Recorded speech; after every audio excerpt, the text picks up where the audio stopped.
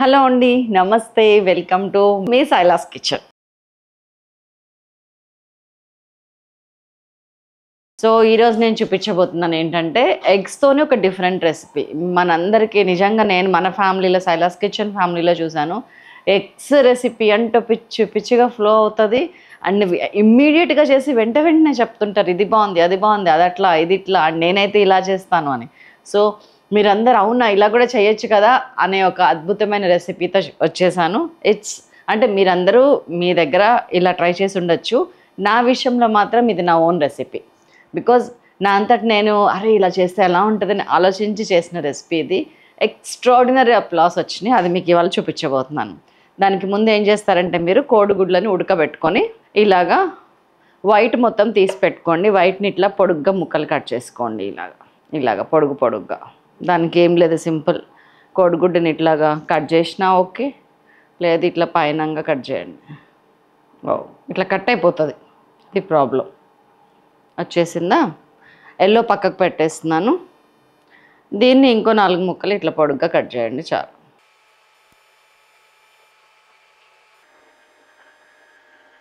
ఇలా ఉండాలి లెక్క ప్రకారం ముక్కలన్నీ ఇలా కట్ చేసుకోండి. పైగా ఇవాళ రేపు ఏంటి ఇంకొక బ్యూటీ ఏంటి, ప్రోటీన్ ఎక్కువ తినాలి. కానీ ఎలా తినాలి? మళ్ళీ ఎల్లోస్ వద్దు. 4 గుడ్లు తింటే 2 ఎల్లోస్ తినండి, 4 ఎగ్ వైట్స్ తినండి అని న్యూట్రిషనిస్టులు చెప్తున్నారు. దాన్ని కాంపన్సేట్ చేస్తుంది. 6 ఎగ్ వైట్స్, ఇది 3 ఎల్లోలు తీసుకుంటున్నా ఇప్పుడు. దీంతో కలిపి 3, ఇది హాఫ్, ఇది ఒకటి, 3. ఇందులో ఒకటి తీసేస్తా. సో మనకు అలా కూడా సేవ్ అయింది. దీంతో కర్రీ చేస్తాను. సూపర్ అంటే సూపర్ ఉంది. కర్రీ కాదు, ఫ్రై చూపిస్తా. ఇంగ్రీడియంట్స్ ఒక్కసారి చూద్దామా? ఎగ్స్, ఉల్లిపాయ, పచ్చిమిరపకాయ, ఉప్పు, పసుపు, కారం, అల్లం వెల్లుల్లి పేస్ట్, కరివేపాకు, జీలకర్ర, చిల్లీ ఫ్లేక్స్, ధనియాల పొడి, జీలకర్ర పొడి, బట్టర్, కొద్దిగా ఆయిల్. ఇది మంచి ప్రోటీన్ రెసిపీతో పాటు మంచి డైట్ రెసిపీ కూడా. రెసిపీ అయిపోయిన తర్వాత దీని న్యూట్రిషన్ వాల్యూస్ కూడా నేను లాస్ట్కి చెప్తాను, నోట్ చేసుకోండి. సో మీరు క్యాలరీ కౌంట్ చేసుకొని తినడానికి అవకాశం ఉంటుంది. నేను 10 గ్రామ్స్ బట్టర్ వేస్తున్నానండి. ఇట్లా బటర్ ప్యాకెట్స్ మాల్స్లో 10 గ్రామ్స్ 5 గ్రామ్స్ అట్లా తెచ్చుకుంటే మనకి క్యాలరీ కౌంట్ చేయడానికి చాలా ఈజీగా ఉంటుంది, తక్కువ పడుతుంది. స్పూన్తోని ఎంత పడితే అంత వేసిన దానికన్నా ఇట్లా కొలత ప్రకారం వేయటం ఆల్వేస్ రైట్. చిన్నప్పటి నుంచి మన పిల్లలు ఏం నేర్చుకున్నారు మన దగ్గర, అదే వాళ్ళు చేస్తారు. ఇప్పుడు మీరు ఆల్రెడీ మీ పిల్లలు పెద్ద అవుతుంటే కనుక మీరు గమనించే ఉంటారు. కాబట్టి మనం అన్నీ మంచిగా చేయటం, మన వంతు బాధ్యతగా మనం చేసుకుంటూ వెళ్ళటం బెటర్. ఆ తర్వాత రేపటి నాడు నేను చూసే నేర్చుకున్నాను అని మనల్ని అనకుండా కూడా ఉంటారు. ఇప్పుడు మా పిల్లలు కొంచెం బొద్దుగా ఉంటారు. ఏమన్నా అంటే నన్నే అంటారు, నువ్వు బాగా తినబెట్టావు మమ్మల్ని చిన్నప్పుడు, అందుకే మేము ఇప్పుడు ఇంత లావ్ అయ్యాము. ఇప్పుడు నీలాగా మేము కూడా ఆల్వేస్ డైట్ అంటాం, మళ్ళీ వండుకుంటాం, తింటాం, డైట్ అంటాం అంటున్నారు. సో ప్రేమ అనేది అవసరానికి మించితే మనకే ప్రమాదం, మన పిల్లలకి అంతకన్నా ప్రమాదం. ప్రేమలో కూడా కటువుగా గట్టిగా ఉండగలగటం గ్రేట్. సో ఉడకబెట్టిన వైట్ అన్ని ఫ్రై చేస్తున్నాను ఇప్పుడు.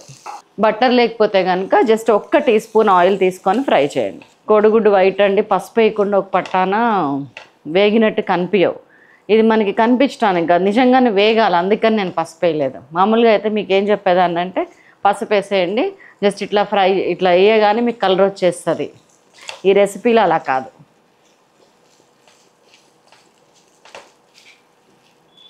నూనె వేస్ట్ కాకుండా కొంచెం హై ఫ్లేమ్ మీదనే ఫ్రై చేస్తున్నాను నేను. హై ఫ్లేమ్ మీద ఎందుకంటే మీరు సిమ్లో పెడితే ఇంకొక అరగంట చేసినా కానీ మీకు ఫ్రై అయినట్టు ఎగ్ కనపడదు. సో హై ఫ్లేమ్ మీద. కొంచెం ఉప్పు చల్లుతున్నాను, జస్ట్ ఒక చిటికెడు.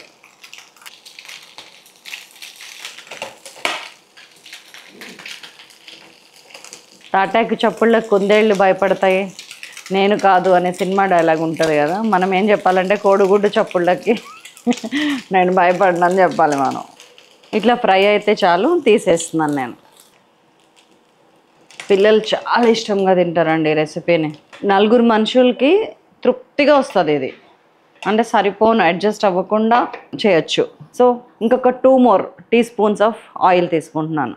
2 స్పూన్లు మాత్రమే. ఇట్లాంటి వాటికి నాన్ స్టిక్ తప్పట్లేదు, బికాజ్ ఆ ఫ్రైయింగ్ ఎఫెక్ట్ రావాలి, ఆయిల్ తక్కువ పడాలి. అంటే ఫ్రై లాంటి కర్రీస్కేమో కాస్ట్ ఐరన్ వాడుతున్నాను. ఇవాళ ఎవరో కామెంట్ చేశారు, కాస్ట్ ఐరన్ కాదండి కాస్ట్ ఐరన్ అని. తెలుసు, స్పెల్లింగ్ కూడా ఐడియా ఉంది. ప్రొనౌన్సియేషన్ ఏంటంటే చిన్నప్పటి నుంచి ఇంగ్లీష్ మీడియంలో చదువుకోలేదు కదా, కొన్ని వర్డ్స్ ప్రొనౌన్సియేషన్ ఇంక అంతే వస్తుంది. ఎంత నేర్చుకుందామని ట్రై చేసినా అంతే వస్తుంది. మధ్యలో 9th 10th ఇంగ్లీష్ మీడియంకి వెళ్ళాం కానీ దెబ్బకే 8th 9th మళ్ళీ 10th పరిగెత్తుకుంటే తెలుగు మీడియంకి వచ్చి తెలుగులో రాస్తే అప్పుడు మళ్ళీ ఇంటర్ నుంచి ఇంగ్లీష్ మీడియం తప్పలేదు. కానీ బేసిక్స్ ఏదైతే నేర్చుకున్నామో అది ఆటోమేటిక్గా మనకి బ్లడ్లో సింక్ అయిపోతాయి, ఐ మీన్ వొకాబులరీలో.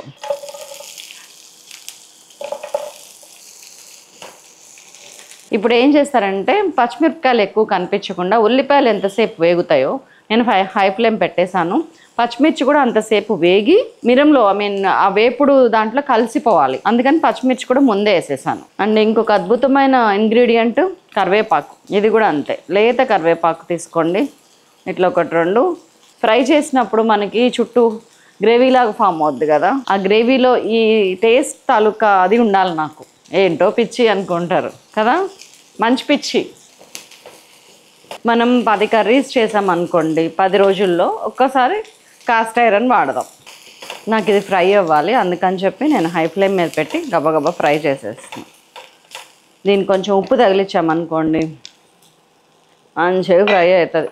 ఒక 1/2 టీ స్పూన్ ఉప్పు, ఇందులో పెద్దగా ఉప్పు పట్టదు ఈ కర్రీలో. ఆయిల్ ఎక్కువ వేస్తేనండి మనం అటు ఇటు వెళ్ళినా ఏం చేసినా పర్వాలేదు. ఆయిల్ తక్కువ వేసినప్పుడు ఇప్పుడు చూసారా ఉల్లిపాయ మీద తప్పితే ఎక్కడ ఆయిల్ చుక్క అనేది మీకు కనిపించట్లే, అంత తక్కువ వేసుకున్నాం. ఇట్లా స్ప్రెడ్ చేసి పెడితే ఏమవుతుందంటే ఉల్లిపాయ ఒక వేపున మంచిగా కాలుతుంది. సెట్. అందుకనే ఫ్రైయింగ్ పాన్స్ ఎప్పుడు కూడా వెడల్పునే తీసుకోవాలి, లోతున్న వాటికన్నా కూడా. ఎక్కువ భాగం అడుగున కాలటానికి వేగటానికి అది పడుతుంది. కొత్తగా కాపురం పెట్టే వాళ్ళకి, కొత్తగా కిచెన్ వేర్ కొందాం అనుకునే వాళ్ళకి యూజ్ అవుతుంది ఇట్లాంటిది. అందుకే మన వీడియోస్ ఫార్వర్డ్ చేయండి. బాగా అడిగారా, షేర్ చేయండి అనేవాడిని.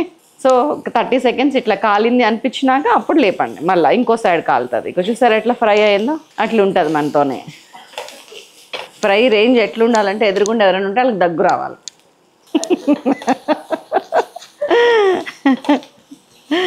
మా ప్రమిళ తగ్గింది ఇప్పుడు, అందుకని అన్నాయి డైలాగ్. ఇవాళ పిచ్చి పిచ్చిగా ఉన్నానంట. రెడీ అవ్వరండి మేడం అంటుంది. నువ్వు రోజు ఎట్లా చూస్తున్నావు నన్ను, వాళ్ళని కూడా చూడని అని చెప్పిన. ఇదిగోండి నాకు వేగింది చాలు. ఇట్లాగా ఇప్పుడు వేస్తా మిగతాయి. చేసే వాళ్ళకి కూడా దగ్గు వస్తుందేమో. 1/2 టీ స్పూన్ పసుపు వేస్తున్నాను, ఇంకొక 1/2 టీ స్పూన్ ఉప్పు వేసేసాను. అల్లం వెల్లుల్లి పేస్ట్ ఒక 1 టీ స్పూన్ కన్నా కొంచెం తక్కువ.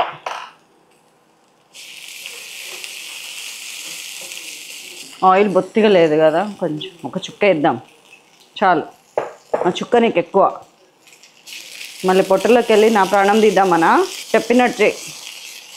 నిజమండి, వంట కానీ ఏదన్నా ఆరోగ్యం కానీ మనం ఎలా చేసుకుంటే అలానే ఉంటుంది. ఒక 2 నిమిషాలు వేగాలి. ఇప్పుడు మంచిగా పూర్తిగా వేగిన ఫీల్ వస్తుందా మీకు? చలో ఇప్పుడు నేను అసలు సిసలు ఇంగ్రీడియంట్స్ బాంబ్స్ వేస్తున్నాను.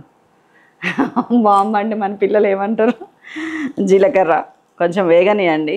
అండ్ ఒక 1/2 టీ స్పూను చిల్లీ ఫ్లేక్స్, ఇది కూడా కొంచెం వేగనివ్వండి. చిల్లీ ఫ్లేక్స్ ముందేస్తే ఏమవుతుందంటే మాడిపోతాయి. జీలకర్ర కూడా ఇప్పుడు వేస్తే ఆ ఫ్లేవర్ మంచిగా వస్తుంది. ఈ పర్టికులర్ రెసిపీకి అన్నిటికీ వేయకండి అట్లా. అవేంటంటే ముద్ద కలిపినప్పుడు మనం అన్నంలో అక్కడక్కడ తగిలితే బాగుంటాయి. ధనియాల పొడి ఒక 3/4 టీ స్పూన్, కొంచెం ఎక్కువ వేస్తే 1/2 టీ స్పూన్. జీలకర్ర పొడి 1/2 టీ స్పూనే. దీన్ని బట్టి మీకు ఏమర్థమైంది, ఇందులో జీలకర్ర ఫ్లేవర్ బాగుండాలి అని అర్థమైంది కదా. No oil. శబాష్ అల్జక్క, శబాష్. ఆయిల్ లేకుండా వంట చేస్తున్నారు, మాకు చూపిస్తున్నారు, న్యూట్రిషన్ వాల్యూస్ చెప్తున్నారు. నేనే చెప్పుకుంటున్నా, మీరు అనొచ్చు కదా. ఇదిగోండి ఎగ్స్ ఇప్పుడు వేసేస్తున్నా, ఫ్రై చేసి పెట్టుకున్నాయి. వేసినాక ఇప్పుడు ఇవి మన ఎల్లోలు 6 గుడ్లకి 6:1 రేషియో. 3 పువ్వులు 6 కాయలు కాదు, 6 వైట్లు 3 ఎల్లోలు. చిన్నప్పుడు 3 నల్ల లారీలు 6 తెల్ల లారీలు అని ఫాస్ట్గా చెప్పమనేవారు. అట్లాగే ఇప్పుడు మీరు కూడా చెప్పండి చాలు. మనం ఏదైతే చితిపేసినామో అది అన్నంలోకి మస్తు టేస్ట్ ఉందండి, కర్రీకే టేస్ట్ తీసుకొచ్చింది. దీంట్లో total 2 teaspoons oil, 10 grams butter ఉంది. ఇప్పుడు వేస్తాను లాస్ట్కి కారం. ఇష్టం ఉన్న వాళ్ళు ఇందులో నిమ్మకాయ కూడా వేసుకోవచ్చు, నేను 2-3 రకాలుగా చేసిన దీన్ని. నిమ్మకాయ వేసిన దానికన్నా వేయకుండా నచ్చింది నాకు. కానీ విచిత్రంగా ఏంటంటే మా వారు పక్కన ఉల్లిగడ్డ నిమ్మ చెక్క పెట్టుకొని తిన్నారు. అందుకని మీకు ముందే చెప్తున్నా, నిమ్మకాయ కావాలంటే వేసుకోండి. చిల్లీ ఫ్లేక్స్ ఉన్నాయి కాబట్టి కారం 1.5 టీ స్పూన్ వేసాను నేను. ఇదన్నమాట కర్రీ. ఎలా ఉందండి చూడటానికి? How do you feel like? Taste మాత్రం నెక్స్ట్ లెవెల్ ఉంది. సింపుల్గా దద్దరిల్లింది. కోడిగుడ్డు పొరటు ఇంత టేస్టీగా ఉండదు, ఎందుకంటే మనకి అందులో ముక్క దొరకదు, చితికిపోతుంది కదా. దీంట్లో మనకి ముద్దకి ముక్క దొరుకుతుంది, చాలా టేస్టీగా ఉంటుంది. సో ఇప్పుడు let's go for this nutrition values of this particular recipe. SIM, అప్పటి నుంచి సిమ్. మనం ఇందాక సిమ్ పెట్టారని చెప్పాను, అప్పటి నుంచి సిమ్. ఎందుకైనా మంచిది మూత పెట్టుకుందాము, సో దట్ ఆ ఫ్లేవర్ అంతా కుదురుకుంటుంది. బంద్ చేస్తున్నా, అయిపోయింది. ఈ రెసిపీ టోటల్ క్యాలరీస్ వచ్చి 479 క్యాలరీస్ అండి. ఇందులో ఒక్క ప్రోటీనే 29.9, ఆల్మోస్ట్ 30 గ్రామ్స్ ప్రోటీన్ ఉంది. అంటే ఏంటంటే 4 మనుషులు తింటే కనుక ఆలోచించండి, ఒక 8, 8, 2, 16, 3, 4, 4, 8, 32, 75 క్యాలరీస్ కూడా పడట్లా మనిషికి. ఒక కర్రీకి 75 క్యాలరీస్ కూడా లేని కర్రీ అంటే మన ఈ రోజుల్లో చాలా మంచి కర్రీ. ప్రోటీన్ హై ఉంది. ఫ్యాట్ వచ్చి 30.6 గ్రామ్స్ ఫ్యాట్ ఉంది. కార్బోహైడ్రేట్స్ వచ్చి 16.6 గ్రామ్స్ ఉంది. అంటే చూడండి ఎంత మంచి రెసిపీ అనేది. ఒకటి ఇవన్నీ అప్రాక్సిమేట్, అక్యురేట్గా కాదు, ఎందుకంటే మ్యాక్రోన్యూట్రియంట్స్ ఏవి, ఉప్పు, రెడ్ చిల్లీ పౌడర్, ఇవన్నీ మ్యాక్రోన్యూట్రియంట్స్. వీటిని నేను కన్సిడర్ చేయలేదు. రఫ్గా ఇవి మాత్రం క్యాలరీస్. చూడండి, చెయ్యండి. అసలు ఇది ఎంత అన్నంలో కలుస్తుంది అంటే నిజంగా మామూలుగా ఉండదండి. ఒక్కసారి మీరు చేయాల్సిందే. ఉప్పు ఒక్కసారి చూసుకోండి. నేను ఎగ్స్లో ఏంటంటే గ్రేవీలో ఎక్కువ పడుతుంది కానీ ఇట్లా ఫ్రై చేసినప్పుడు ఎక్కువ పట్టదని నేను తక్కువ వేసాను. టేస్ట్ చేసి